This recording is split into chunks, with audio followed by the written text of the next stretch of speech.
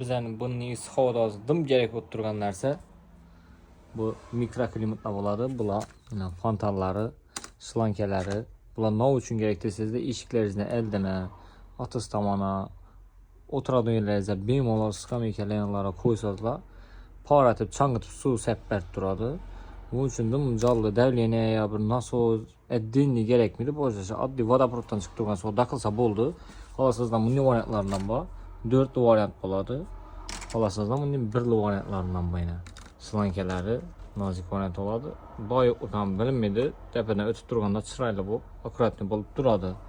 Ulan narxlarına geladigan bo'lsak, ulan narxlari birli bunday abishli variantlari 5000 so'mdan. Bundaylari 8000 so'mdan 4 variantlari. Bularına geladigan bo'lsak, bulari 10000 so'mdan. Sifatlari a'lo darajada loton variant bo'ladi. Fontanlari zanglab churib ketmaydi, diqlik qilmaydi. Poratib odamning ustuna umuman ezmaydi program. Bemalol qo'yaverasizlar o'tiradigan yerlar ham. Slankalar ham sifati zo'r. Slankalarning narxlariga kelsak 10000 so'mdan ishlari. Gelaversa do'konimizda mavjud.